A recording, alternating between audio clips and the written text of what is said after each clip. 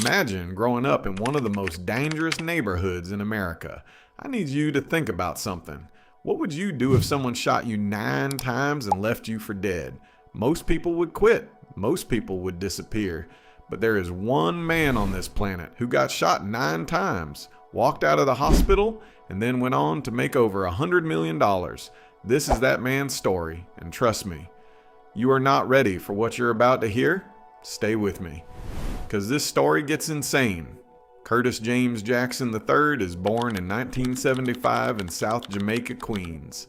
And from day one, life is already against him. His father? Gone. Nowhere to be found. His mother? A drug dealer herself, hustling to survive in one of the most dangerous neighborhoods in New York City. And then, when Curtis is just 8 years old, she dies. 8 years old. No mother, no father, just a grandmother who takes him in and does her best. But the streets of South Jamaica don't care about your pain. They don't care that you're a kid. They don't care that you just lost your mom. The streets just sit there, waiting, patient, like a trap. And by the time Curtis is 12, he walks straight into that trap. He starts selling crack cocaine. 12 years old. He's hiding drugs in his sneakers before school. He's running from cops before he even hits puberty. And here's the thing that nobody talks about. He's good at it. He's smart. He's calculated. He's already thinking like a businessman. He just doesn't know it yet. But something else is growing inside him at the same time. Something the streets can't touch. He starts rapping, just in his head at first, then out loud, then obsessively. He sees music the way a drowning man sees a rope, as the only thing that can pull him out. The question is, will he make it out before the streets take him forever? May 24th, 2000. Curtis is 24 years old. He's sitting in a car right outside his grandmother's house, the neighborhood he grew up in, the place he's been trying to escape his whole life. And then everything goes silent for a second, and then gunshot. 9 bullets hit him.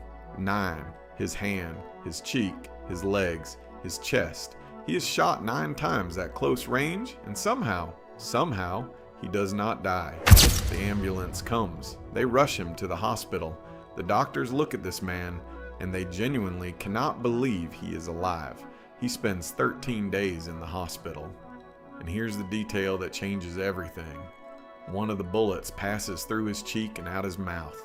It permanently changes the way he speaks, gives him that slow, slightly slurred delivery. That voice you recognize instantly. That voice that would one day sell tens of millions of records worldwide. The bullet that was supposed to silence him gave him his signature sound. Now here's the question I want you to sit with for a second. You just got shot 9 times. What do you do next? Do you move? Do you quit music? Do you lay low and never speak about it again? 50 Cent does none of that. He goes home and he gets back to work. Nobody will sign him. Think about that. Here's one of the most talented rappers alive.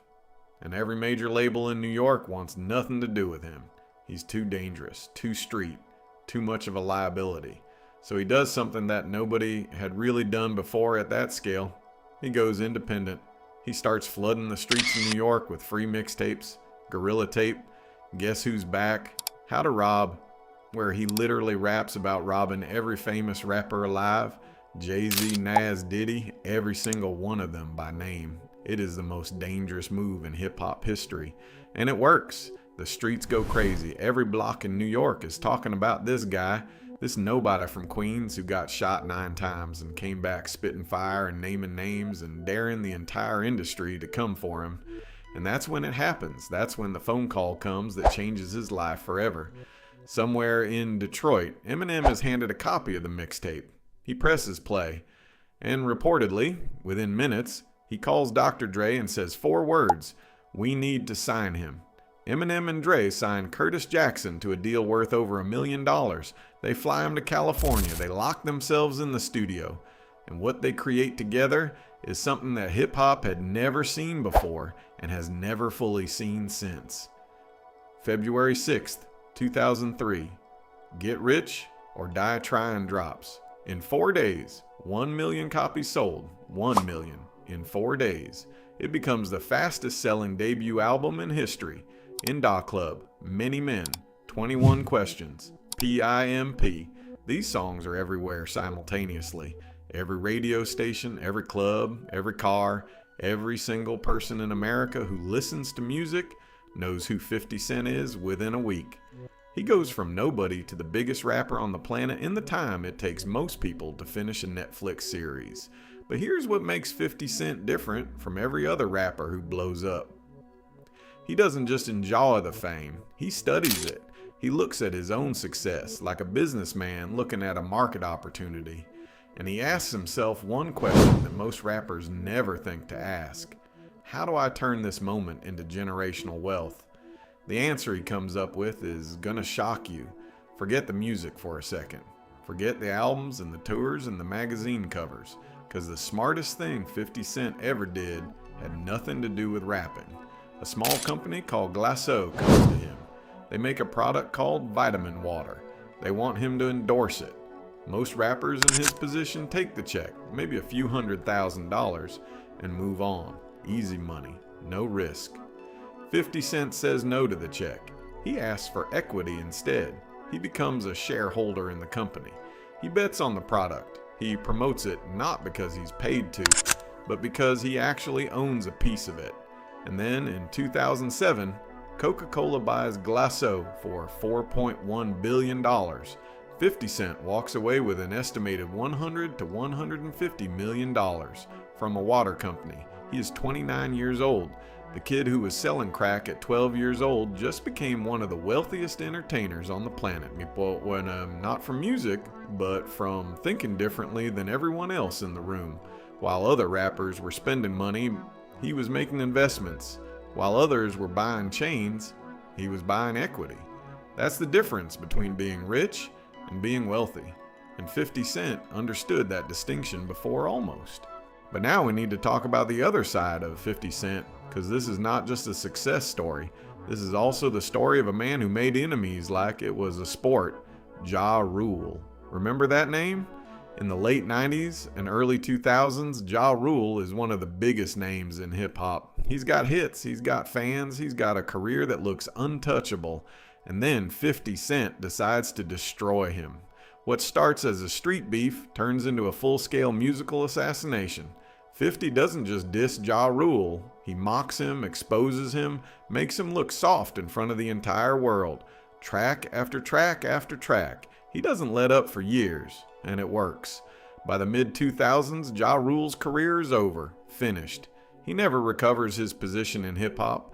To this day, many people credit or blame 50 Cent for ending his entire career. Then there's The Game.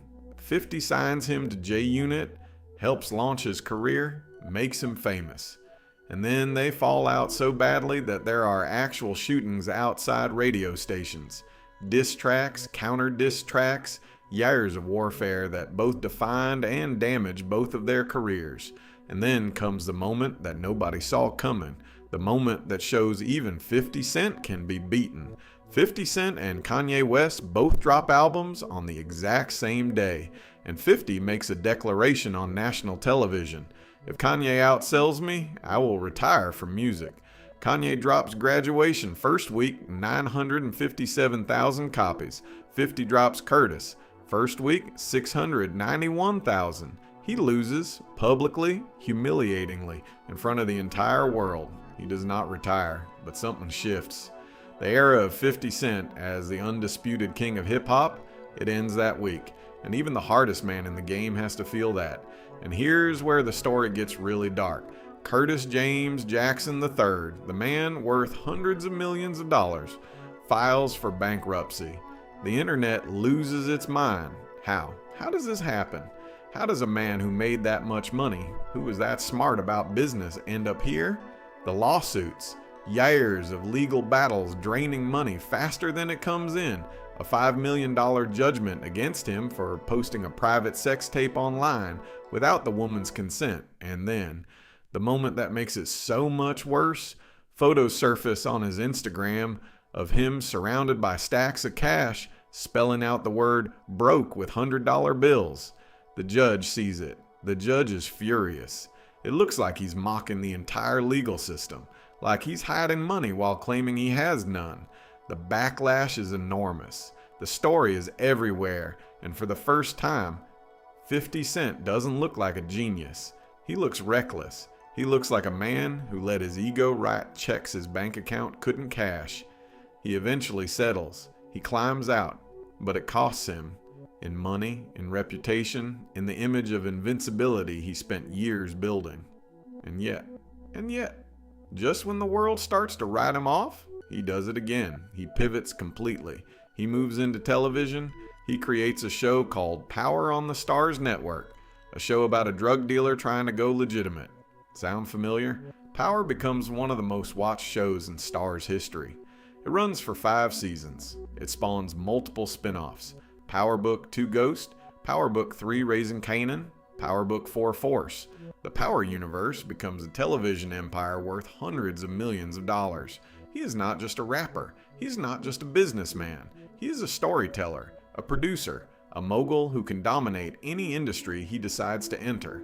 At an age when most of his peers have faded into nostalgia acts, 50 Cent is still building, still expanding, still proving everyone wrong.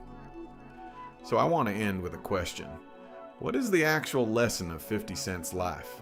Is it about music? Not really. Is it about money? Partly. Is it about toughness and about surviving 9 bullets and coming back stronger? I think it's simpler than all of that. I think the lesson is this. The only story that matters is the one you refuse to let end. Curtis James Jackson was abandoned. He was shot. He was blacklisted. He was bankrupted. Every single time the world told him his story was over, every single time he wrote another chapter. From the streets of South Jamaica, Queens to the top of the music industry, from 9 bullet wounds to $100 million, from bankruptcy court to a television empire. This man has been counted out more times than anyone can remember, and he is still here. That's not luck.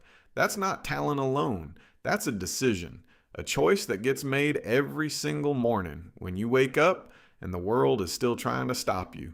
The only person who can end your story is you. If you made it to the end of this video, thank you. Drop a comment below and tell me, what part of 50 Cent's story hit you the hardest? And if you want more videos like this, you already know what to do.